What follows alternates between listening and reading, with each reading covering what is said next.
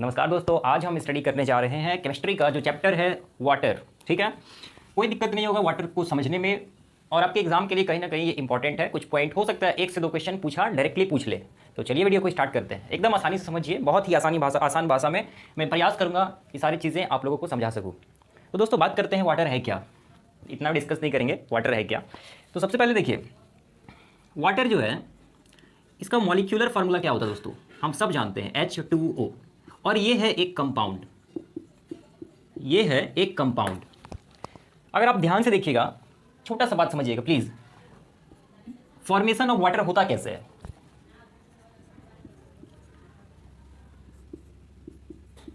ये है formation of water, मतलब हाइड्रोजन का एक मॉलिक्यूल जब ऑक्सीजन के एक मॉलिक्यूल से रिएक्ट करता है तो वाटर के एक मॉलिक्यूल का फॉर्मेशन होता है। H2O मॉलिक्यूलर फार्मूला है वाटर का। दोस्तों यहाँ पे हमको ये समझ लेना है, आराम से समझिए। हाइड्रोजन का ये जो एक मॉलिक्यूल है इसमें 2 एटम है। यहाँ पे अगर 2 लिखा हुआ है किसी भी एलिमेंट में, यहाँ पे अगर आप सबस्क्रिप्ट में देख रहे हैं 2, मतलब ये हुआ कि इसके मॉलिक्यूल में 2 एटम है हाइड्रोजन का। और ये जो मॉलिक्यूल दिख रहा है ऑक्सीजन का, ये इस मॉलिक्यूल में ऑक्सीजन का 2 एटम है। जब ये दोनों मिला तो पानी का एक मॉलिक्यूल बना जिसमें हाइड्रोजन का 2 एटम है और ऑक्सीजन का 1 एटम है। बात समझ में आ गया। लेकिन दोस्तों जैसा कि हम सब जानते हैं, एक हमारा नियम या लॉ कहिए कि मासेस जो होता है ना तो हम उसको बना सकते हैं ना डिस्ट्रॉय कर सकते हैं। कंजर्वेशन ऑफ मास आपने पढ़ा रखा होगा, सुना होगा। तो उसके हिसाब से अगर हम देखें तो हमको क्या करना पड़ेगा, ये मानना पड़ेगा। देखो ये जो पार्ट होता है ना, ये इसको बोलते हैं रिएक्टेंट। ये क्या है, ये दोनों रिएक्टेंट है, और यहाँ पे जो प्रोडक्ट बना ये प्रोडक्ट कहलाता है, जो फॉर्मेशन हुआ वो प्रोडक्ट कहलाता है। तो रिएक्टेंट और प्रोडक्ट हमेशा इक्वल होता है, मतलब अगर क्वांटिटी वाइज देखें तो जितना रिएक्टेंट लेंगे उतना ही तो प्रोडक्ट बनेगा। लेकिन आप यहाँ पे देखिएगा तो इस मॉलिक्यूल में हाइड्रोजन का 2 एटम है, यहाँ भी हाइड्रोजन का 2 एटम है, नो प्रॉब्लम। ऑक्सीजन का यहाँ पे देखिएगा तो 2 एटम है, यहाँ तो 1 एटम है, मतलब ये जो हमारा कंजर्वेशन ऑफ मास है इसको फॉलो नहीं कर रहा है रूल को। तो इसको बैलेंस करने का जरूरत पड़ता है। तो हम ऐसा मान लेंगे कि यहाँ पे अगर हम 2 लिख देंगे तो देखिए ऑक्सीजन 2 ठो हो गया, ऑक्सीजन 2 ठो, हाइड्रोजन 4 ठो हो गया, यहाँ तो 2 को है, इसलिए हम यहाँ पे लिख देंगे 2। अब ये इक्वेशन बैलेंस हो गया। बात समझ में आ गया। अब देखिएगा, अब आप लोग देखिएगा यहाँ पे 4 हाइड्रोजन का एटम हो गया, 4 हाइड्रोजन का एटम, ऑक्सीजन का 2 एटम, ऑक्सीजन का 2 एटम, बैलेंस हो गया। ठीक है, अब दोस्तों जरा सा हम लोग बात करते हैं कि वॉल्यूम के हिसाब से बाई वॉल्यूम हाइड्रोजन और ऑक्सीजन का रेशियो क्या होता है, और वेट के हिसाब से कितना होता है। देखिए भार के हिसाब से और वॉल्यूम के हिसाब से होता है 2:1।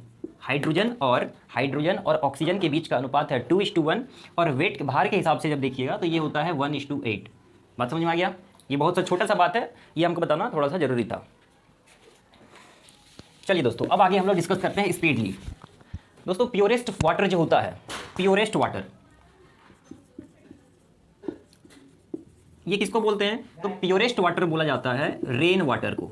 ये सबसे शुद्धतम पानी होता है, वर्षा का जो वाटर होता है। ठीक है, रेन वाटर सॉरी जो प्योर वाटर है दोस्तों, जैसे हम लोग जानते हैं कि डिस्टिल्ड वाटर, जो केमिस्ट्री जो H2O का बात करता है वो डिस्टिल्ड वाटर का बात करता है, जो प्योर हो एकदम। ठीक है, तो डिस्टिल्ड वाटर एकदम प्योर होता है, और प्योर वाटर का एक खासियत है कि वो इलेक्ट्रिसिटी का कंडक्शन नहीं करता है। इस बात को समझिएगा, pure water is a bad conductor of electricity. बात समझ में आ गया। ठीक है, और इसका पीएच वैल्यू होता है 7, इसका पीएच वैल्यू होता है 7, which means pure water is neutral. अब पीएच क्या होता है आप लोग जानते होंगे, pH is equal to minus log. ये चीज़ आप जानते होंगे, किसी और क्लास में बताएंगे डिटेल में कि क्या होता है ये पीएच। लेकिन फिलहाल आगे बढ़ते हैं। इसके बाद देखिएगा दोस्तों, वाटर का जो बॉइलिंग पॉइंट होता है, वाटर का बॉइलिंग पॉइंट जो होता है ये होता है 100 डिग्री सेल्सियस, और इसका फ्रीजिंग पॉइंट जो होता है वो होता है 0 डिग्री सेल्सियस। क्या आपको पता है कि वाटर में अगर हम लोग इम्प्योरिटी ऐड कर दें, अगर गंदगी उसमें ज़्यादा बढ़ जाए तो दोस्तों ये जो इसका बॉइलिंग पॉइंट है 100 डिग्री सेल्सियस, ये और बढ़ जाएगा। बात समझ में आया। अगर वाटर में इम्प्योरिटी का मात्रा बढ़ जाए, बॉइलिंग पॉइंट बढ़ जाएगा, फ्रीजिंग पॉइंट क्या हो जाएगा, डिक्रीज कर जाएगा। इतना समझ में आ गया। अब दोस्तों हम लोग देखते हैं इसके आगे। देखिए जो मेरा मेन मोटो है आज का क्लास का वो ये है, हार्डनेस ऑफ वाटर। दोस्तों अब हम हमसे डिस्कस कर रहे हैं हार्डनेस ऑफ वाटर। ठीक, लेकिन उससे पहले मैं आपको एक बात ये बताना चाहूँगा, पहले इसको मिटा लेते हैं। ठीक है, देखिएगा अब पूरा फास्ट चलेगा। दोस्तों water can be classified into two categories, water can be classified into two categories, one is known as hard water, one is known as hard water and the other one is known as soft water. Now let me tell you guys what is hard water and what is soft water. देखिए एकदम बहुत basic definition अगर हम देखेंगे कि hard water क्या होता है, तो वैसा पानी, वैसा वाटर जो सोप के साथ, जो साबुन के साथ घुलकर फोम जिसको बोलते हैं या फ्रोथ जिसको बोलते हैं या जिसको झाग बोलते हैं हिंदी में, ये नहीं बनाता है, नहीं बनाता है या कम मात्रा में बनाता हो। बात समझ में आया? वैसा वाटर जो पानी के साथ घुलकर झाग का निर्माण कम करता हो या न के बराबर करता हो, वो कहलाता है hard water. Hard water. Soft water में क्या है कि ये साबुन के साथ घुलकर, सोप के साथ जो है घुलकर फ्रोथ या फिर फोम कह लीजिए या झाग कह लीजिए, ये बनाता है, ये बनाता है। ठीक है, तो वो है हमारा सॉफ्ट वाटर।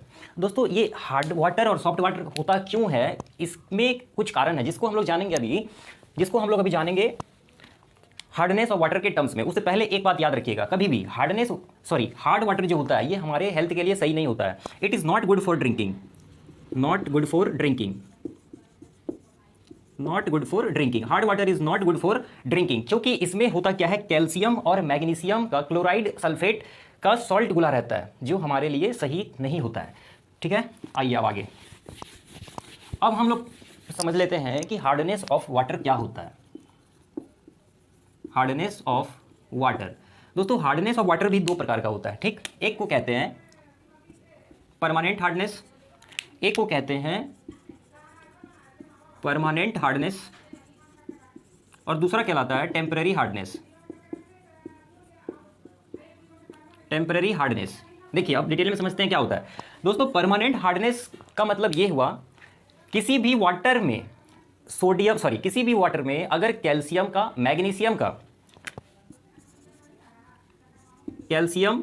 एंड मैग्नीशियम का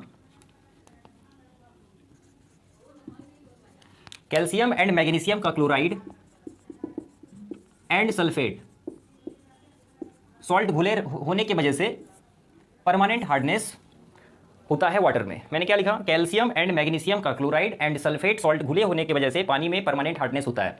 टेम्पररी हार्डनेस में क्या होता है, तो कैल्शियम एंड मैग्नीशियम का इसमें बाइकार्बोनेट सॉल्ट्स डिसॉल्व रहता है, तो उस वजह से टेम्पररी हार्डनेस पानी में आ जाता है। बात समझ में आया? दोस्तों समझने का बात यह है कि परमानेंट हार्डनेस दूर करने के लिए पानी में बहुत सारा मेथड है हमारे पास। हार्डनेस ऑफ वाटर दूर करने के लिए we have a number of ways, जिसमें दोस्तों जो सबसे फेमस है वो हम आपको बताते हैं। परमानेंट हार्डनेस को दूर करने के लिए एक होता है परम्यूटेटिव मेथड। क्या होता है, नाम याद रखिएगा, इसको बोलते हैं परम्यूटेशन प्रोसेस भी बोलते हैं या परम्यूटेट मेथड बोलते हैं इसको। ठीक है, इस नाम को याद रखिएगा। और बहुत सारा तरीका है, जैसे लाइम सोडा प्रोसेस, ठीक है, ब्लीचिंग पाउडर ऐड करके पानी को क्लीन किया जाता है। ये बेसिकली हम लोग बात कर रहे हैं हार्डनेस का, तो आप ये नाम याद रखिए, परम्यूटेशन प्रोसेस से हम लोग इसको दूर करते हैं या परम्यूटेट मेथड से। टेम्पररी हार्डनेस जो होता है, इसमें हम लोग को कुछ करना नहीं है, बस आपको बॉयल कर देना है। बॉइलिंग सिर्फ अगर आप कर दीजिएगा तो टेम्पररी हार्डनेस दूर हो जाता है। परमानेंट हार्डनेस दूर करने के लिए हम और क्या कर सकते हैं, तो NaCO3 सोडियम कार्बोनेट मिलाकर पानी को गर्म कर देते हैं। सोडियम कार्बोनेट को मिलाकर पानी को गर्म कर देते हैं, परमानेंट हार्डनेस दूर। टेम्पररी हार्डनेस में कुछ नहीं करना है, पानी को उबाल दीजिए, उबालकर टेम्पररी हार्डनेस को दूर कर सकते हैं। NaCO3 का यूज़ करके दोनों प्रकार का, चाहे वो टेम्पररी हार्डनेस हो या फिर हमारा परमानेंट हार्डनेस हो, दोनों को दूर किया जा सकता है। बात समझ में आया? दोस्तों ये जो परम्यूटेशन प्रोसेस होता है, ये बहुत बड़ा सा प्रोसेस है, अभी आपको समझने का उतना जरूरत नहीं है, इसलिए हम आपको नहीं बता रहे हैं, बहुत लॉन्ग प्रोसेस है। ठीक है, तो ये मोटा मोटी आप समझ गए, हार्डनेस ऑफ वाटर दो तरह का, परमानेंट एंड टेम्पररी।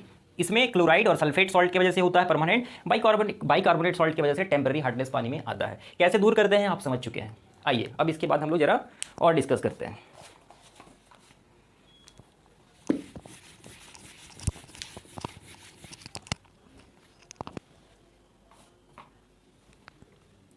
दोस्तों पानी जो होता है, आप सबको जान के पता होना चाहिए, यूनिवर्सल सॉल्वेंट बोलते हैं वाटर को। बहुत सारे मटेरियल को पानी डिसॉल्व कर सकता है कि नहीं, यूनिवर्सल सॉल्वेंट बोलते हैं। Water is a universal solvent.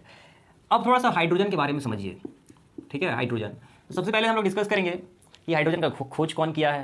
तो इसका जो नाम था वो था हेनरी कैवेंडिश, जो वैज्ञानिक ने खोज किया था उसका नाम था हेनरी कैवेंडिश। ठीक है, हाइड्रोजन का। दोस्तों हाइड्रोजन का 3 समस्थानिक होता है। हाइड्रोजन का 3 समस्थानिक होता है। समस्थानिक को बोलते हैं आइसोटोप्स। आइसोटोप्स क्या होता है, आप बोलिए आइसोटोप क्या होता है? Atomic number same, atomic mass number different, elements having same atomic number but different mass number is called isotope. Isobar क्या होता है? Mass number same but different atomic number. Hydrogen have 3 isotopes. पहला protium, आप जानते होंगे शायद, protium 1H1, ये वाला 1 बताता है एटॉमिक नंबर को, ये 1 बताता है मास नंबर को। उसके बाद होता है ड्यूटेरियम 1H2, और एक होता है ट्राइटियम जो होता है 1H3। बात समझ में आया? ये जो आप देख रहे हैं ड्यूटेरियम, जिसको हम लोग बोल रहे हैं D2O, भारी जल इसको बोलते हैं। दोस्तों ये जो फार्मूला देख रहे हैं आप D2O, इसको बोलते हैं हैवी वाटर। क्या बोलते हैं इसको? Heavy water. बड़ी मज़ेदार चीज़ है ये हैवी वाटर। कैसे मज़ेदार है समझिए। अगर हम आपको बोले ये मेरे पास एक गिलास है या एक बर्तन है, ठीक है, इसमें हम पानी भरे हैं, हम क्या किए, H2O वाला जो फार्मूला होता है, जो नॉर्मल पानी है, उसका बर्फ़ लिए, बर्फ़ के फॉर्म में, आइस के फॉर्म में लिए, आइस लिए बर्फ़ और इसमें डाल दिए। तो आपको बताना है कि ये वाला बर्फ़ क्या करेगा, इसमें तैरेगा या डूब जाएगा? तो जवाब है वो वाला बर्फ़ यहाँ पे तैरेगा। H2O वाला जो बर्फ़ है ये तैर रहा होगा। लेकिन दोस्तों जैसे अब D2O वाला अगर आइस के फॉर्म में ले लेंगे, if you take D2O as ice, तो D2O जो है वो यहाँ पे सिंक कर जाएगा, डूब जाएगा। बात समझ में आया? क्यों ऐसा होगा? Now the main question arise, क्यों ऐसा होता है? Due to density. क्योंकि डेंसिटी जो होता है D2O का, ठीक है, D2O का जो डेंसिटी होता है वो ज़्यादा होता है H2O के तुलना में, इसलिए ये it will sink at the bottom. बात समझ में आ गया? D2O, इसको भारी जल बोलते हैं, हैवी वाटर बोलते हैं। डिफरेंस क्या है H2O में, H2O और D2O में? दोस्तों इसका जो मॉलिक्यूलर वेट होता है वो 18 हो जाएगा, 16 2 18, इसका हो जाएगा कितना, 20। ये एक मेजर डिफरेंस है। बात समझ में आ गया?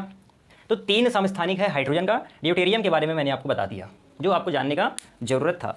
अब पूछ लेता है कई बार कि ड्यूटेरियम का जो खोज है वो कौन किया? तो दोस्तों इसका 2 वैज्ञानिक का नाम याद रखिए। एक है यूरे, ठीक है, एक है ब्रैकवेट, ठीक है, और एक होता है मर्फी नाम का एक साइंटिस्ट है। तो ये नाम याद रखिएगा, यूरे, ब्रैकवेट और मर्फी। अब आते हैं आगे।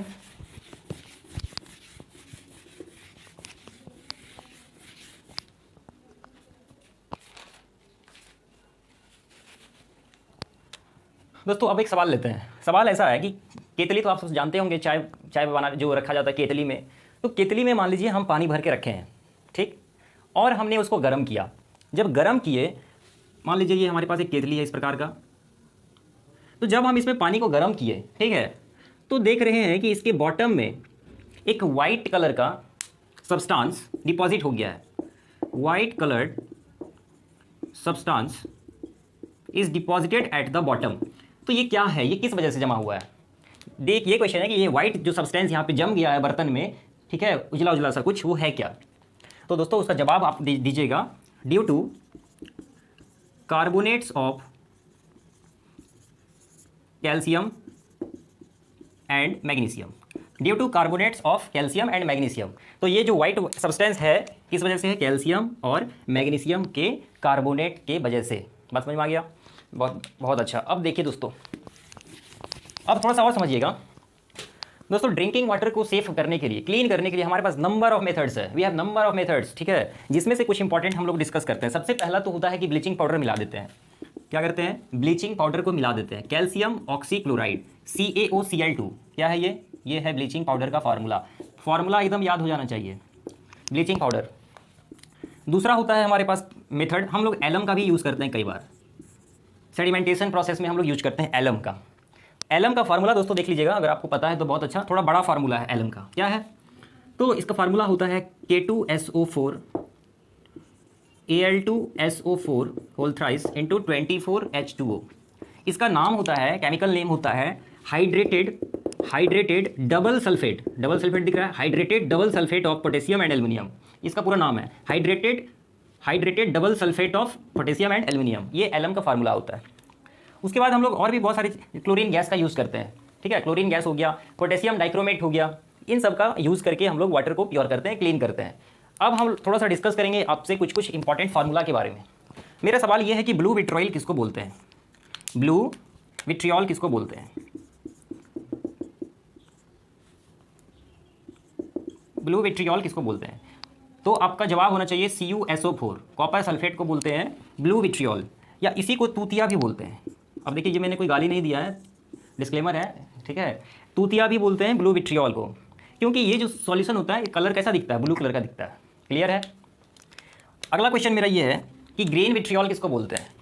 ग्रीन विट्रियोल, ग्रीन विट्रियोल, तो आप जानते हैं क्या, FeSO4 को बोलते हैं ग्रीन विट्रियोल, क्योंकि ये इसका जो कलर होता है वो ग्रीनिश टाइप का होता है, FeSO4, ठीक है दोस्तों। ये जो ब्लू विट्रियोल है इसको नीला थोथा भी बोलते हैं या तूतिया भी बोलते हैं। क्लियर। और एक बचता है हमारा last but not the least, जिसको बोलते हैं white vitriol.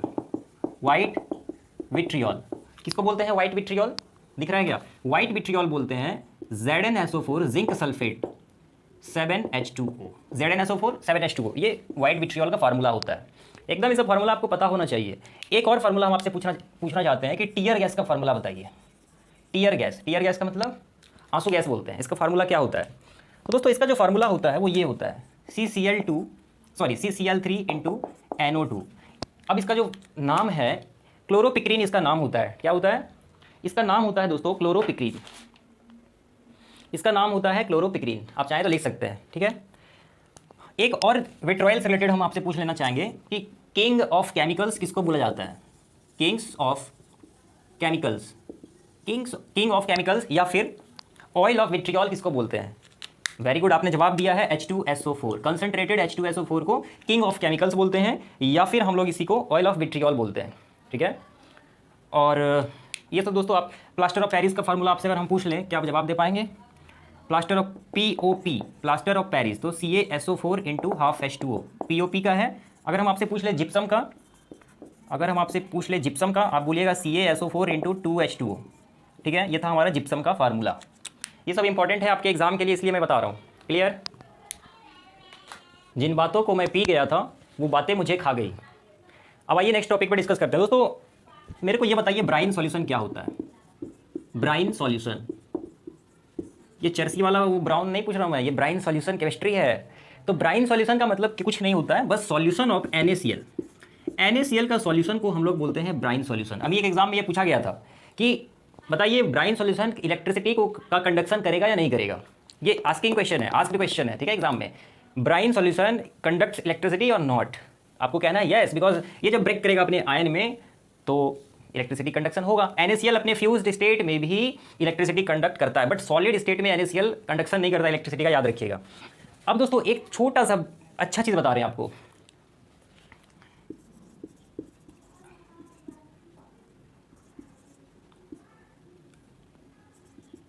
Anomalous expansion of water.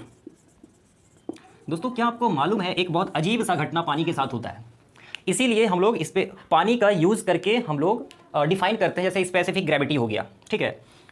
तो ये होता क्या है, एनोमेलस एक्सपेंशन ऑफ वाटर। दोस्तों पानी को जब आप गर्म करिएगा तो पानी का जो डेंसिटी है 4 डिग्री सेल्सियस पे, 4 डिग्री सेल्सियस पे मैक्सिमम होता है। Density of water is maximum at 4 degree Celsius. और उसके बाद जैसे जैसे आप हीट करिएगा डेंसिटी घटता जाएगा, और जैसे जैसे इससे लो टेम्परेचर पे जाइएगा डेंसिटी बढ़ता जाएगा। आइस के फॉर्म में वाटर का डेंसिटी सबसे ज़्यादा होता है, 4 डिग्री सेल्सियस पे वाटर हैज़ मैक्सिमम डेंसिटी, और उसके बाद ये जो ग्राफ है वो फिर धीरे धीरे घटता जाता है। तो ये जो असामान्य एक्सपेंशन हो रहा है पानी के साथ, ये इसका एक अलग प्रॉपर्टी है, इसलिए हम लोग कई बार इसका यूज़ करके इसको स्टैंडर्ड मान के अपना काम चलाते हैं। आप पढ़े भी होंगे, ठीक है। तो मिलते हैं हम आपसे नेक्स्ट क्लास में। Till then take care and thank you, and subscribe our channel as well. Thank you.